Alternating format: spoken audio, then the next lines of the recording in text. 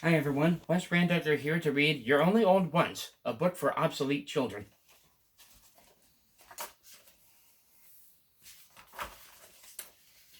One day you will read in the National Geographic of a faraway land with no smelly bad traffic.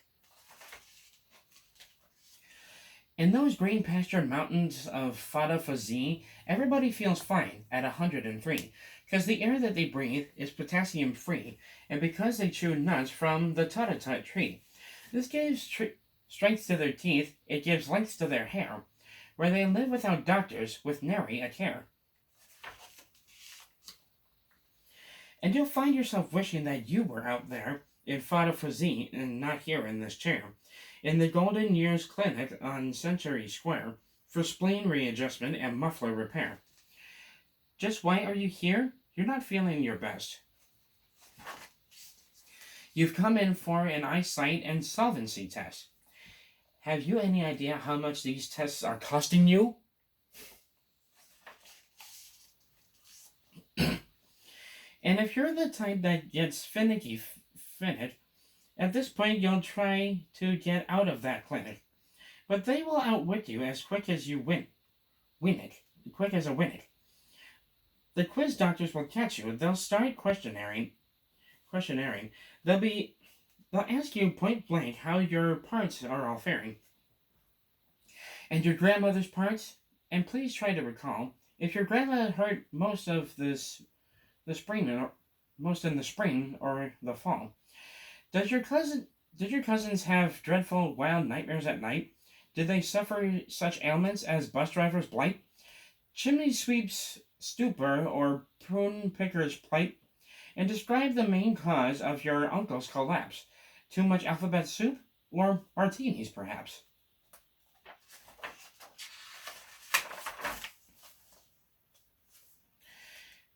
And the next thing you know, when you finish that test, is somehow you've lost both your necktie and vest, and an ogler is ogling your stomach and chest. Your escape plans have melted. You haven't a chance. For the next thing you know, both your socks and your pants, and your drawers and your shoes have been lost for the day. The oglers have blossomed like roses in May, and silently, grimly, they ogle away.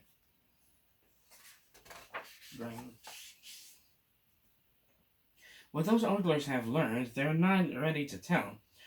Clinicians won't spout their opinions pell-mell. So you're back in with the vestibule fish for a spell. Norval won't bring you much comfort, you know, but he's quite sympathetic as clinic fish go. There you'll sit several hours, growing tenser each second, fearing your face will be worse than you reckoned, till finally Miss Becker, your beckoner, beckons.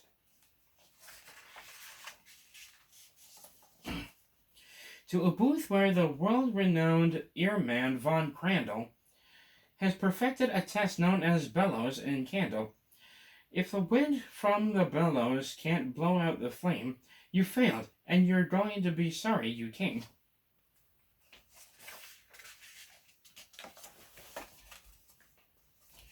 You'll be told that your hearing is so murky and muddy, your case calls for special intensified study.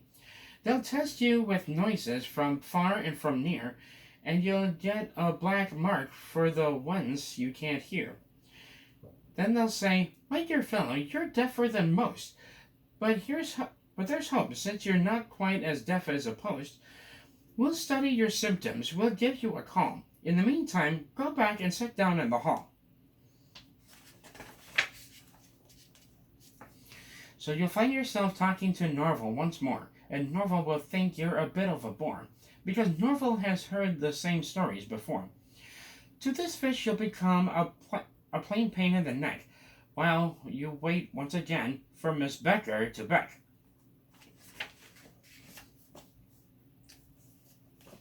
But Miss Becker won't come.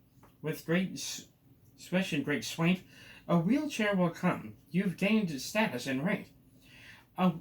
And Weldon the Wheeler will say with great pride, You have qualified, sir. You are now certified as a VIP case. You're entitled to ride, and through thin and through thick, I'll be I'll be at your backside.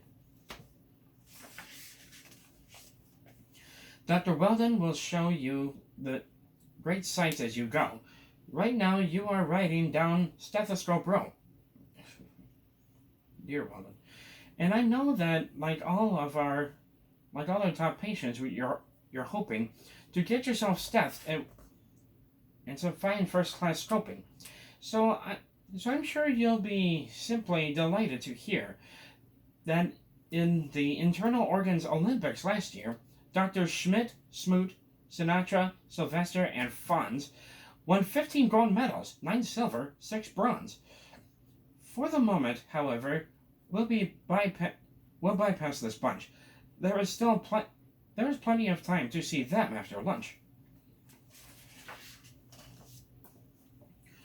You must see Dr. Pollen, our allergy whiz, who knows every sniffle and itch that there is.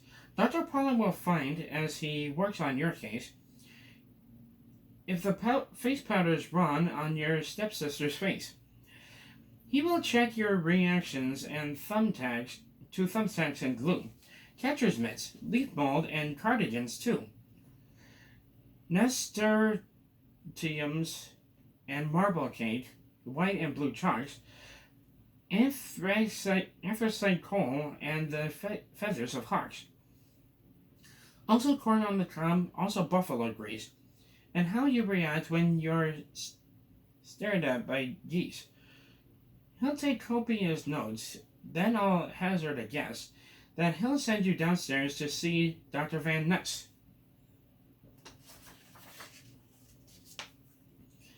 Van Ness has enjoyed a high rate of success in his pioneer work in the study of stress, so you can be sure he will stress you with a trifle. And then he'll send you around to see Dr. Von Eiffel. Dietitian Von Eiffel controls the Whiffer, our diet-devising computerized sniffer, on which you must just simply lie down in repose and sniff at good food as it goes past your nose, from caviar souffle to caribou roast, from pemmican patties to terrapin toast. He'll find out by sniff scan the foods that you like most. And when that guy finds out what you like, you can bet it won't be on your diet from here on. Forget it.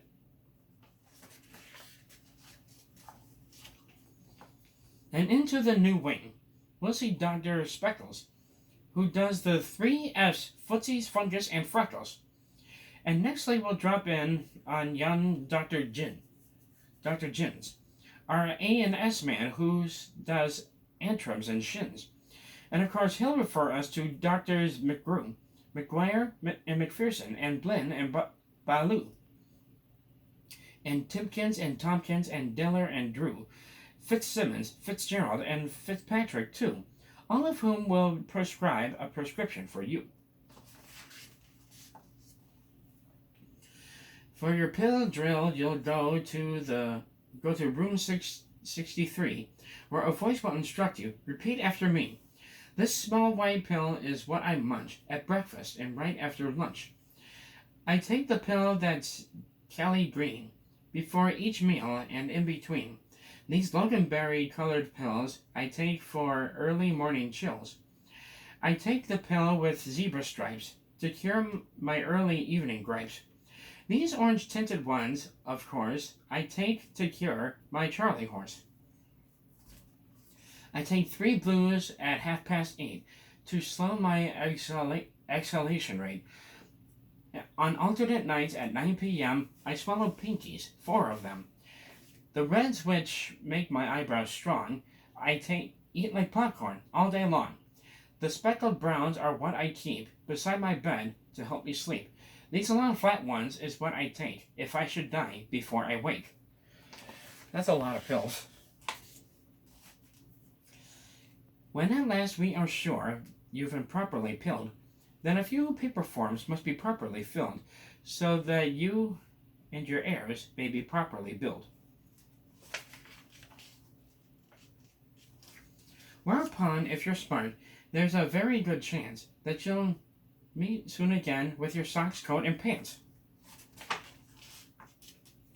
And you know, once your necktie is back under your chin, and Norville has waved you Godspeed with his fin, you're in pretty good shape for the shape you are in. It's craziness. Take care of yourselves and each other, and goodbye.